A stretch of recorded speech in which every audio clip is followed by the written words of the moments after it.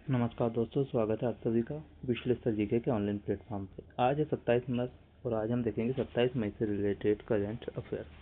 अगर आप हमारे चैनल पे नए हैं तो कृपया हमारे चैनल को सब्सक्राइब करें ताकि हमें मोटिवेशन मिलता रहे और हम आपके लिए ऐसी यूजफुल वीडियो बनाकर लाते रहें।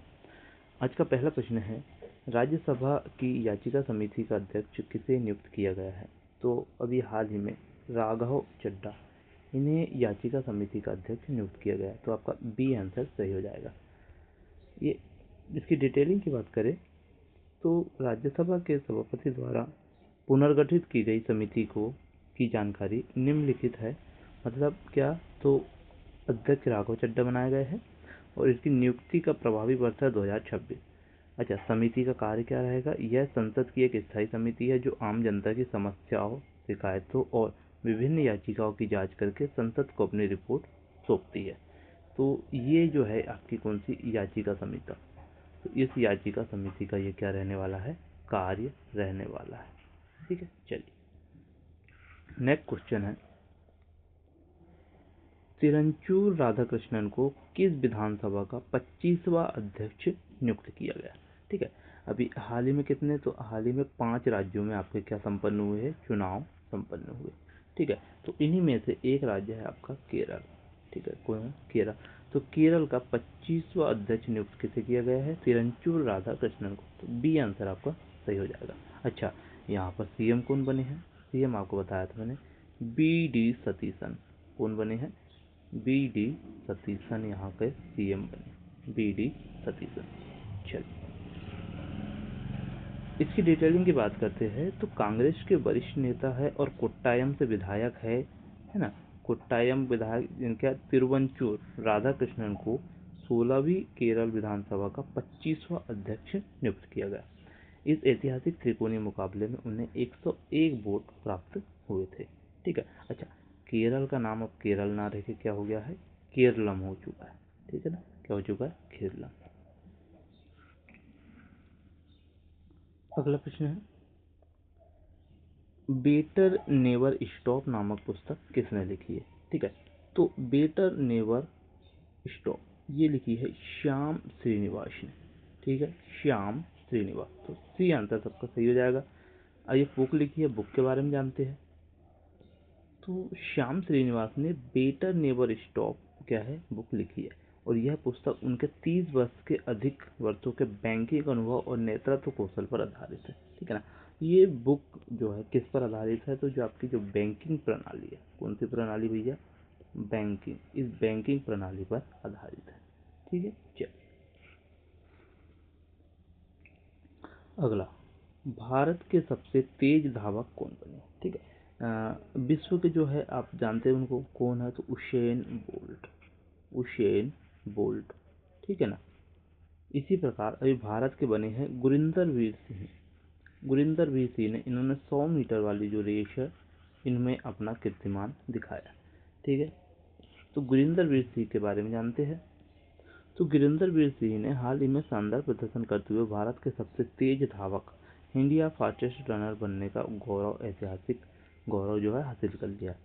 उन्होंने पुरुषों की 100 मीटर दौड़ के में राष्ट्रीय स्तर पर बेहतरीन समय निकालकर नया रिकॉर्ड बनाया। ठीक है। अच्छा, मुख्य बिंदु क्या है? तो गुरविंदर सिंह पंजाब से संबंध रखते हैं और उन्होंने 100 मीटर स्पर्धा में शानदार टाइमिंग दर्ज की है। उनके प्रदर्शन ने भारत एथलेटिक्स में नई उम्मीद जगाई है और वे स्पीड और फिटनेस के कारण तेजी से चर्चा में आए हैं। तो ये हम किसके बारे में? गुरविंदर सिंह के बारे में जाना। नेक्स्ट क्वेश्चन है,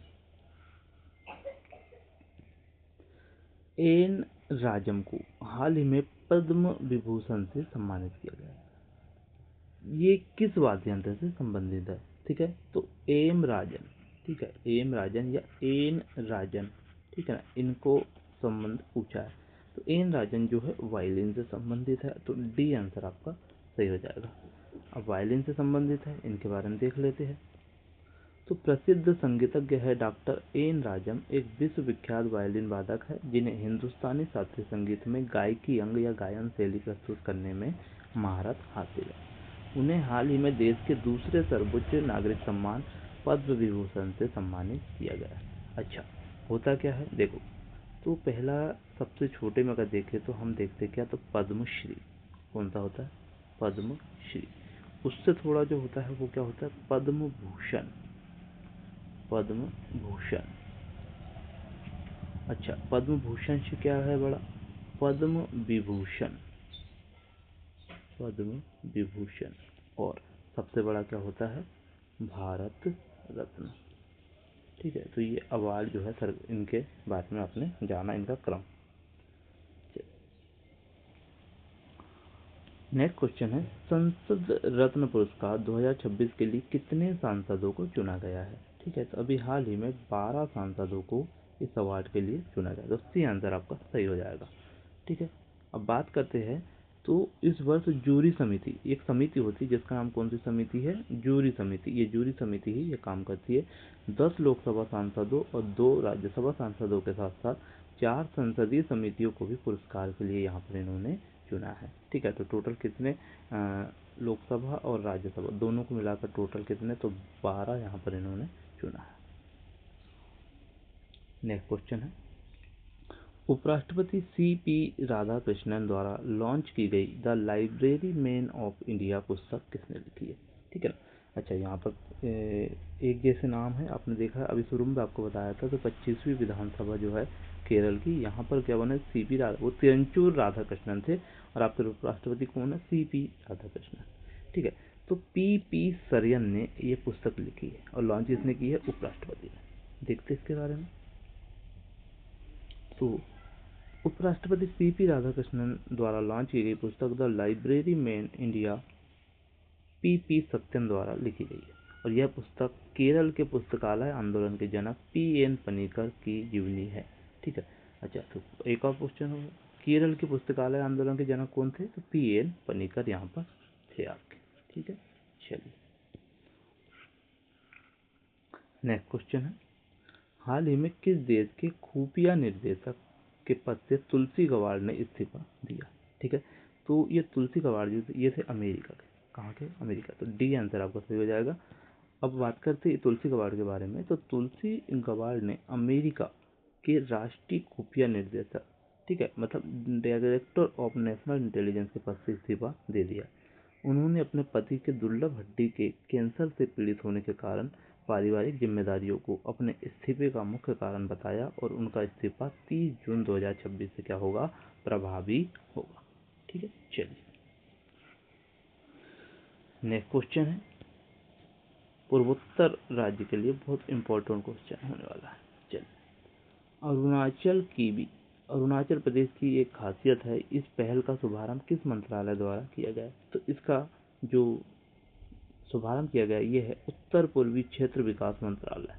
ठीक है, चलिए बात करेंगे, तो हाल ही में 20 मई 2026 को ज्योतिरादित्य सिंधिया ने अरुणाचल प्रदेश की खासियत पहल का शुभारंभ किया।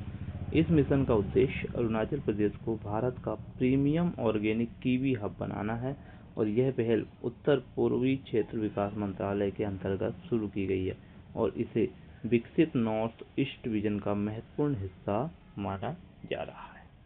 ठीक है, तो ये पूर्वोत्तर के लिए, ये एक क्या है, पूर्वोत्तर भारत के लिए क्या है, ये एक नई उपलब्धि है। तो आज के लिए इतने ही क्वेश्चन थे हमारे पास में।